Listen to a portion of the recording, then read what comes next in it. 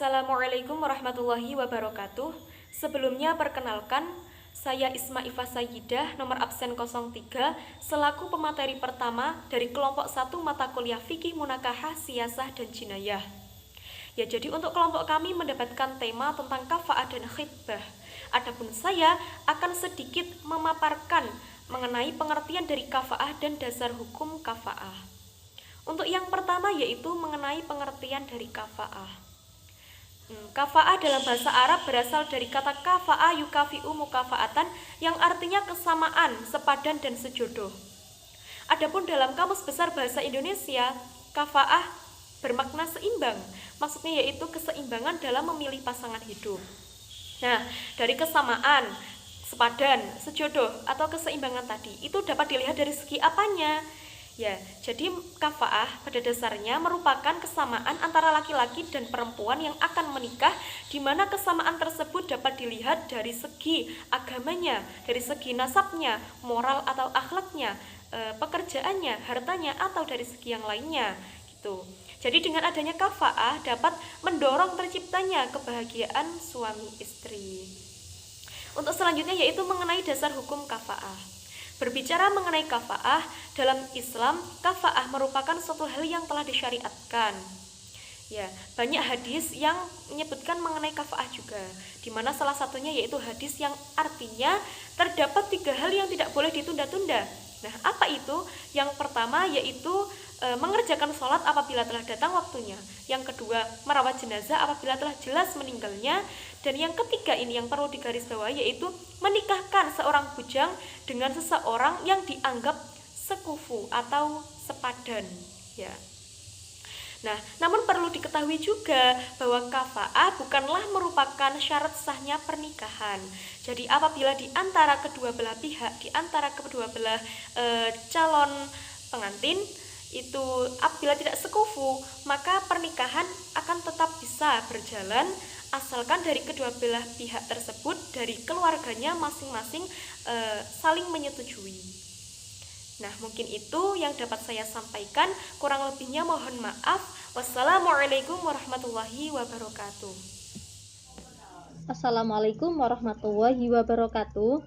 Saya Melda. Di sini saya akan melanjutkan materi yang dari awal tadi sudah dijelaskan oleh Mbak Isma. Saya akan menjelaskan kepada kalian tentang macam-macam kafa'ah, waktu berlakunya kafa'ah, dan juga hikmah kafa'ah. Nah, yang pertama saya akan menjelaskan tentang macam-macam kafa'ah.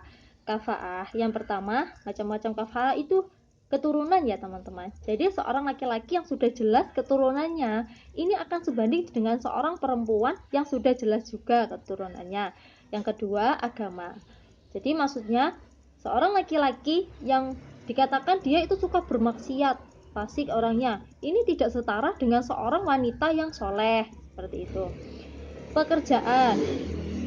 Jadi seorang perempuan yang memiliki pekerjaan yang baik ini tidak sekufu atau tidak sebanding dengan seorang laki-laki yang memiliki pekerjaan kasaran, ya seperti tukang sapu di jalanan, pemulung. Tapi beda lagi ya teman-teman, jika seorang perempuannya ini mau menerima laki-laki itu apa adanya, ya nggak apa-apa, jika atas dasar kerelaan masing-masing. Lanjut, yang poin keempat ini merdeka. Budak laki-laki tidak sekufu atau sebanding dengan seorang perempuan yang mana perempuan itu tidak pernah menjadi budak. Tapi sekarang tidak ada ya perbudakan, sudah diperhapuskan. Nah, poin kelima, perempuan yang agamanya muslim ini akan sebanding setara dengan seorang laki-laki yang agamanya muslim juga. Nah, poin yang keenam, bebas dari cacat. Jadi seorang laki-laki ya, maaf, dia itu buta atau dia itu tidak memiliki tangan ya, buntung gitu tangannya, ini tidak setara atau sebanding dengan seorang perempuan yang fisiknya sempurna. Tapi jika perempuannya ini maulah atas kerelaan ya menerima apa adanya, ya nggak apa-apa. Poin ketujuh ini kekayaan. Jadi menurut sebagian ulama Syafi'i ini tidak menganggap bahwa kekayaan ini termasuk dalam kafa'ah, karena kan kekayaan ini tidak selamanya ya menjadi patokan ya teman-teman ya, karena kan tidak semua orang atau menjadi seorang kaya, ya kan? Tidak selamanya orang itu kaya, tidak selamanya orang itu miskin terus, ya kan? Dan kalau menurut ulama Hanafi dan ulama Hambali dan sebagian ulama Syafi'i mengatakan bahwa harta kekayaan itu termasuk dalam kafaah, penting. Nah, selanjutnya saya akan menjelaskan tentang waktu berlakunya kafaah. Waktu yang ditetapkan untuk menentukan apakah calon mempelai laki-laki telah sekufu dengan seorang perempuan itu ditentukan pada saat berlangsungnya akad pernikahan, ya teman-teman. Ya, seperti itu. Dan ketika sudah seorang suami dan istri kan ya sudah melangsungkan pernikahan, sudah menjadi seorang suami dan istri setelah melangsungkan akad, dan ternyata tiba-tiba seorang suami ini jatuh miskin, ya kan, misalnya karena di PHK, dan misalnya suami ini tiba-tiba cacat, sakit gitu, ini pernikahannya masih tetap sah antara kedua seorang suami dan istri. Tetapi di sini ini merupakan cobaan ya teman-teman ya bagi seorang istri, seperti itu. Nah, yang selanjutnya saya akan menjelaskan hikmah kafaah. Kafaah merupakan bentuk konsep kesetaraan dan keadilan yang ditawarkan Islam dalam pernikahan. Dapat menjalankan fungsi dengan baik bahwa suami adalah imam dan seorang istri adalah makmum. Tinggi rendahnya derajat istri ditentukan oleh derajat suami. Nah, tujuan adanya kafaah yaitu tercapainya kelanggengan dan ketentraman sebuah rumah tangga. Karena jika rumah tangga didasari atas persamaan pandangan, saling menghargai, saling mengerti, jadi rumah tangga tersebut itu akan bahagia, akan sakinah, mawaddah, warahmah. Beda lagi jika rumah tangga tersebut itu tidak didasari atas kecocokan. Karena kan banyak ya kasus-kasus tentang perceraian, bahwa perceraian terjadi karena ketidakcocokan antara suami dan istri, seperti itu. Oleh karena itu ya, sebelum kita, teman-teman ya, sebelum kita menentukan calon pasangan hidup kita, alangkah lebih baiknya kita itu harus mengetahui terlebih dahulu tentang dia itu keturunannya seperti apa. Ya nggak apa-apa kalau kita mau menerima dia apa adanya, tapi alangkah baiknya ini kita harus mengetahui terlebih dahulu asal usul seluk-beluknya dia itu seperti apa. Ya ini supaya kita menghindari dari ketidakcocokan, sehingga kita dapat lebih mudah ya kalau jika sekufu sebanding gitu untuk mengatasi permasalahan dalam rumah tangga, sehingga kita dapat menghindari yang namanya perceraian, seperti itu. Ya, itulah yang dapat saya sampaikan. Kurang lebihnya mohon maaf, bila mungkin ada salah kata kurang berkenan, mohon maaf sebesar-besarnya. Wabillahi taufiq wal hidayah, waridha wal inayah. Wassalamualaikum warahmatullahi wabarakatuh.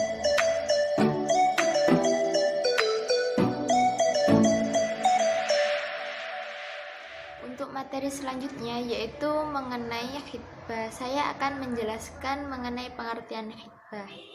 Khitbah atau biasa yang kita sebut dengan lamaran, yang berarti dalam bahasa Indonesia peminangan kepada seorang wanita untuk dijadikannya istri. Nah, kata khitbah sendiri berasal dari bahasa Arab yang merupakan masdar dari khotoba yang berarti meminang dan melamar. Dalam ensiklopedia Islam Indonesia dijelaskan bahwa khitbah adalah lamaran atau pinangan, adapun maksud dari meminang tersebut adalah keinginan seorang laki-laki mempersunting seorang perempuan untuk dijadikannya istri, baik perempuan itu masih gadis maupun sudah janda. Nah, pinangan dapat dilakukan oleh laki-laki maupun perempuan sesuai dengan adat istiadat yang berlaku di lingkungan di mana mereka tinggal. Nah, jadi intinya khitbah yaitu artinya meminang. Nah, untuk materi selanjutnya mengenai hukum dari khitbah. Nah, di sini ada dua hal yang dikenai hukum dalam khitbah, yaitu yang pertama, hukum seseorang meminang pinangan orang lain. Nah, yang kedua yaitu hukum melihat pinangan yang untuk dinikahi.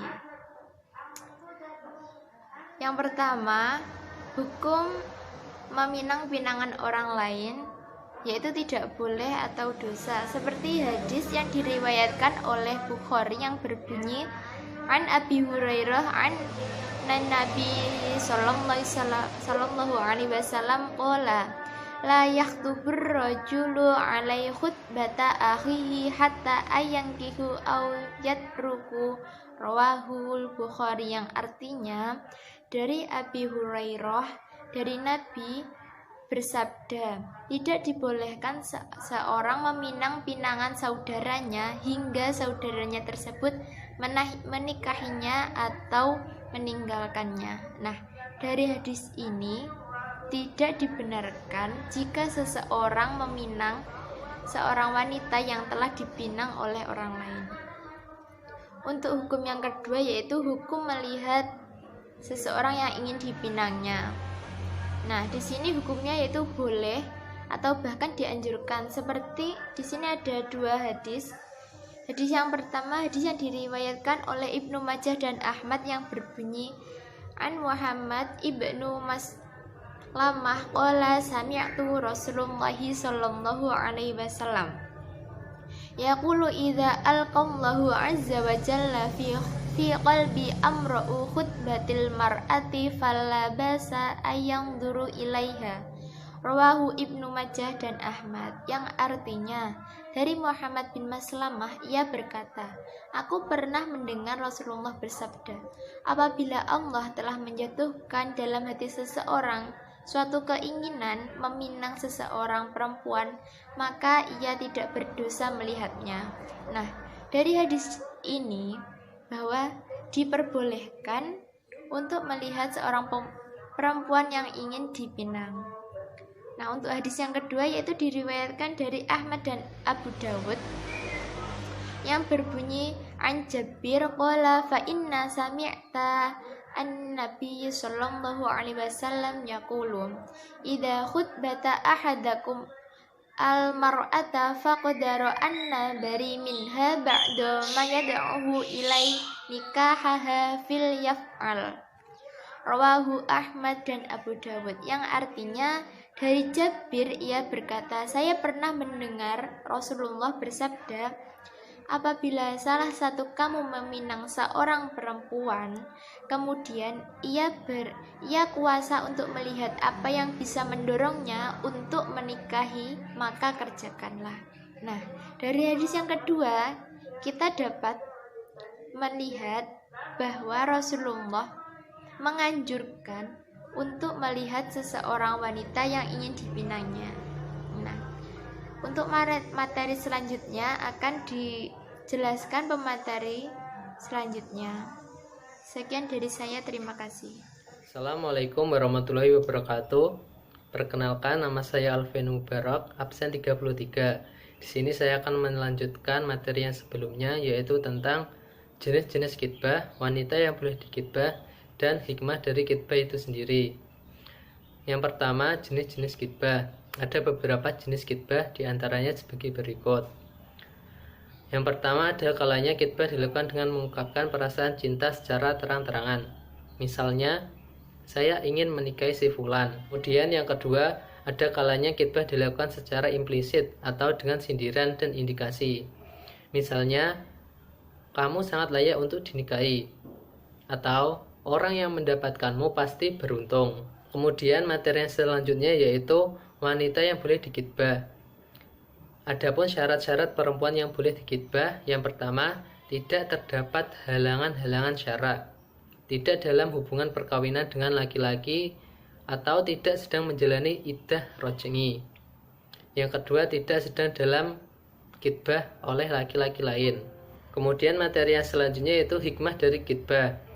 Sebagaimana sebuah tuntunan, khitbah memiliki banyak hikmah dan keutamaan. Di antara hikmah yang tergantung dalam khitbah yaitu yang pertama, memudahkan jalannya perkawinan antara peminang dan yang dipinang beserta kedua belah pihak. Yang kedua, menguatkan tekad untuk melaksanakan pernikahan.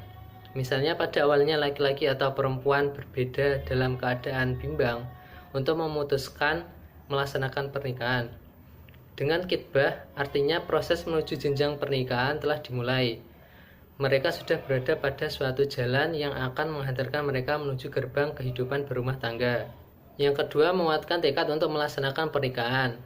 Pada awalnya, laki-laki atau perempuan berbeda dalam keadaan bimbang untuk memutuskan melaksanakan pernikahan. Dengan khitbah, artinya proses menuju jenjang pernikahan telah dimulai. Mereka sudah berada pada suatu jalan yang akan menghantarkan mereka menuju gerbang kehidupan berumah tangga. Yang selanjutnya yaitu menumbuhkan ketentraman jiwa. Dengan khitbah, apalagi telah ada jawaban penerima, akan menimbulkan perasaan kepastian kepada dua belah pihak. Yang terakhir, menjaga kesucian diri menjelang pernikahan. Dengan adanya khitbah, masing-masing pihak akan lebih menjaga kesucian diri. Sekian dari saya. Bila ada salah kata, mohon maaf. Wassalamualaikum warahmatullahi wabarakatuh.